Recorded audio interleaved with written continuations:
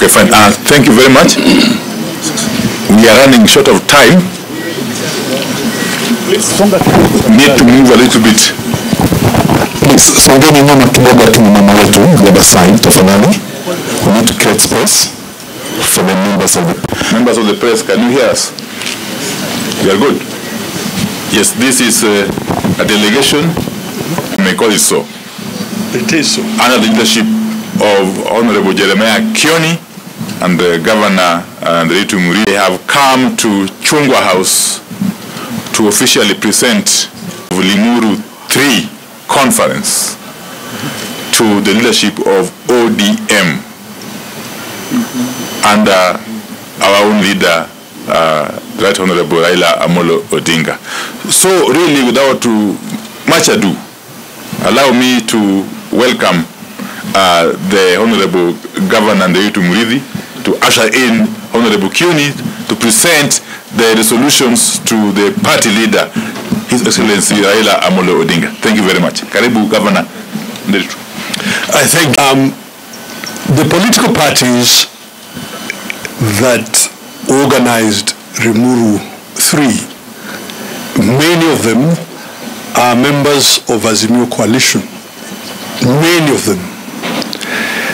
And therefore, it has been our wish to present the resolutions of Limuru III to other parties in our coalition, as well as to the leadership of Azimio, and therefore we thank the Right Honorable Raila Amolo Odinga and the whole team here at Chungwa House for the opportunity to do so. One person, 1 shilling, 1 vote. The answer to it is to implement devolution fully and to fund devolution fully. We do not suggest and cannot possibly suggest that for resources, more resources to go to the region commonly known as Mount Kenya, that you must take them from elsewhere. And that is not what we mean. It is rather that the wasteful expenditure at the national level should stop, and the duplication of devolution or devolved functions should stop, and those resources should follow the functions at the devolved level. Ladies and gentlemen, let me welcome the Honorable Jeremiah Kioni to give you a summary of those resolutions. Honorable Kioni. Asante sana. We III was organized by the ordinary Kenyans from the mountain, the Kikuyu, Embu, and Meru. And we had several resolutions like my colleague has said. One of the resolutions is also to reach out to other like-minded Kenyans who are suffering or have realized or have been the fight against the oppression that has been occasioned to us by UDA. We have done this to Wiper Party, we did this to DAP, and we are now privileged today to bring our resolutions to ODM, and it is a great honor that Baba created time and the many members of parliament who are here from ODM party, and even the leadership of ODM party. It is a great demonstration of how parties should behave. I have said before, I don't want to go into that line, but I have said it before, if you want to know one of the towns that are developing most, even actually one of the very modern towns today, it is Kisumu. And you can tell why. You can actually see it here today. They have never been in government in the manner that some of us have been in our regions. Yet, you can see developments in that area more than developments we see in other areas. So, that leads me to one of the other resolutions that we did at Limuru, and that we were not having Limuru III to endorse political leadership or political candidate for the presidency within our region. That we refused, and we are not going to do that. It will not be part of what we will continue doing, because we believe that what is important are the issues that are facing us. If they can unite us, they can bring us together. If we can start addressing the issues that ordinary Kenyans are complaining about, then those issues will produce a leader. It is not the leader to tell us what our problems are, but the issues will produce a leader. And we also agreed that one of the other issues that was going around within the region is the desire to make sure that we are completely scattered politically. And for that reason, we agreed as political parties from that region that we will be working under one umbrella grouping we are calling Haki. And we also resolved that Haki, the patron, not the party leader, the patron of that Haki will be none other than Uhuru Muigai Kenyatta, for the reason that he is not in active politics. He is not going to vie for any presidential position, but he has the capacity and the ability and also the respect that can bring the people in the mountain together, so that we are not scattered like we were scattered 2022 until we gave birth to the very unfortunate disaster that we find ourselves under today. And alongside that, we also resolved that for the avoidance of doubt, there is something we call Mudegi in our community, and that Mudegi was given to Uhuru, not when he was a president, but even before he became the president of this republic, and that Mudegi remains with Uhuru until the community decides otherwise when it finds it necessary. We resolved as a team that we will have to work together with other Kenyans to resist oppression. UDA has occasioned oppression within our area, and there was that false narrative that we are shareholders. You can now ask people in the region, they understand what is shareholding, and we are not shareholding in the disaster that is before us as a country. And we also agreed, and it has been mentioned, that the mantra of one man, one vote, one shilling is a thing that we are not going to relent pushing, not because it benefits people in the mountain, that's far from it. It actually benefits every other person in this country, and as it has been said, it is not for us to take from somebody so that it comes to us. No. It is for us to ask from the national government that which they are holding on to and refusing to let come to the people. Wale ambao wanapata waendelee kupata yao, lakini sisi pia tupatiwe na national government ile ambao wamekatalia kule juu.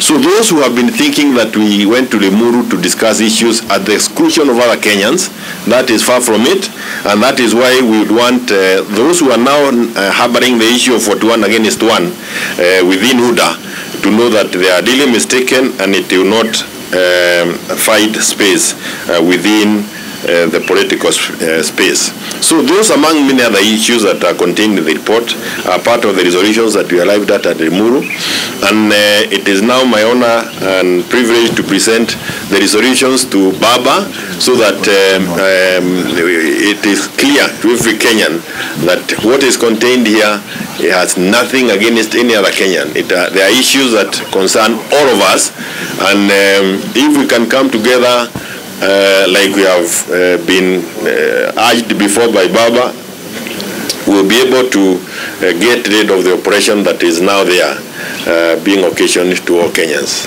Those many remarks, Baba. Okay, before that, I would like to request that you step forward for purposes of, together with Governor Nderito and one lady from that side, then the Deputy Party Leader and the Vice Chair, and Madam Catherine.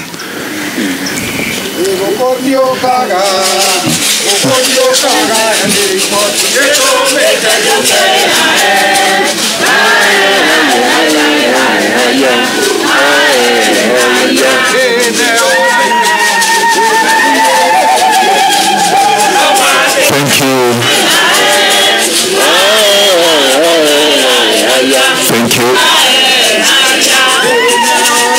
Thank you. Thank you, Mama.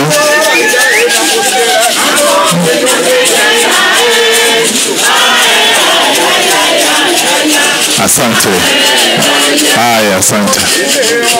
May I also, because of the political parties liaison committee, Some of the leaders of the other political parties are there. And there are also other committees we formed within the Limuru 3. This is the reach out committee that was tasked with this exercise. And I thank you, Baba. That has come from that conference that you call Limuru 3. I'm accompanied here by one of my deputies, Honorable Wikisambesa Paranya, and I'm also here with the deputy chairman of our party, Governor Simbarati, and there are several other honorable members of parliament of ODM who are here. This delegation came to present to us a report of the meeting that was held in Limuru, known as Limuru 3. And as you know, there was a lot of discussions about Limuru 3, whether it should take place or not, whether it was going to unite or divide the people of Kenya. But having listened to them, before we came here, I'm convinced that the Limuru 3 is one of these discussions that we need to have in this country, across the length and breadth of our country. We fought very hard to introduce freedom of expression and association in our country. As you know, we came from an era of a single-party dictatorship where expressions and dissent were completely banned. We brought in this new constitution which gives Kenyans the fundamental right of expression and association. And this is something must be selflessly guarded by the Kenyan people. We have had conversation for a long time. I actually gave them a kind of a summary of our history as a people, where we came from and how we came together, about the struggle for independence of our country, and why this area was unique, where particularly we had the armed struggle, because this was one of the areas which was settled by the white men, and they had to take up arms in order to be able to liberate themselves and get back their land.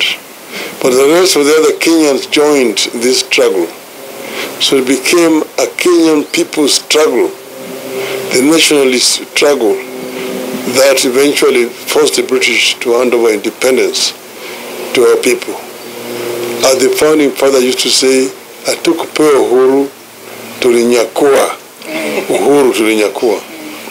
Tulinyakua, and we must selflessly guard this independence that we won from the British. Now, this new constitution again came as a result of a very long and also bloody struggle. You know, we came from an era of a single-party dictatorship that had criminalized political association and freedom of expression. Eventually, we managed to remove Section 2A and finally bring in a new constitution in 2010. But this new constitution was finally a compromise. It was still a work in progress. There are several areas which still need to be looked at, particularly the devolution chapter. But in the devolution, we talked about equity in sharing of resources in our country. Not equality. Equity in sharing of resources in our country. That means you actually take count of the numbers of the people where they are, because the services are primarily first and foremost to the people. So one of the points that was discussed extensively during these deliberations in Limuru, according to information that we now have, is this issue of resource sharing of our country. Somehow this thing has been misrepresented as if it is discriminating against other parts of our country. Nothing could be further from the truth. It is not a question of discrimination. We want to ensure that each and every Kenyan gets a fair share of resources created by our sweat. This is what it is. It cannot be right that some children should get more money as bursary than other children in other parts of the country. And I think this is a conversation which, if we have it openly, in a open dialogue, we'll be able to convince majority of our people that this is the right way to go. And that's why in the BBI, we had proposed it. We proposed it. Some people don't want to hear it. But we want to ensure that each and every Kenyan is fairly treated, equally treated. And that's why we're saying, we agree with this phrase that is one man, one vote, one shilling. I agree totally with this. I'm never a populist. I always talk with my mind openly. I know that it may not be very popular in some quarters, but let us have this conversation. As a people, let us have this conversation. Secondly, Kenyans are hurting, but I'm going to talk about that in another occasion, not today. I know that Kenyans are hurting seriously currently, and the proposals which are contained in the finance bill are going to add a lot of burden on the people of Kenya. And that's why I'm going to speak about that separately.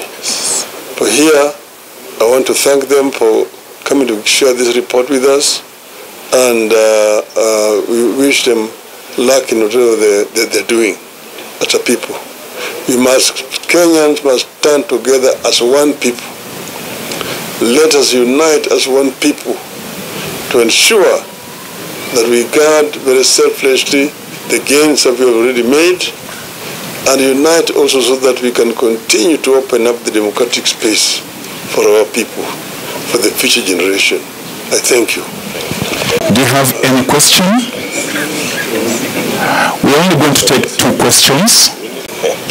Well, I'm working with everybody in this country. Nobody specifically. President Gachagua is a member of the government. And as you know, yesterday, the government pledged that they are going to support my bid for AU. And I said, Hewala. I thanked them. So he is seen the light. His soul was now become a Paul. Thank you very much. Okay, last one. To Uhuru Kenyatta. Request for AUC. Friends are friends. Friends are friends. And he approves 100%. Yes. On TV. I know you said you will address this in a different forum, but Kenyans are really, or the official position of the ODM party on the strategy that ODM is going to employ in the parliament, because that is where the real struggle is. To talk about the strategy that they will deploy, but I've said that I'm going to talk about that issue at another forum. Okay. Thank you. Asanteni sana. Okay.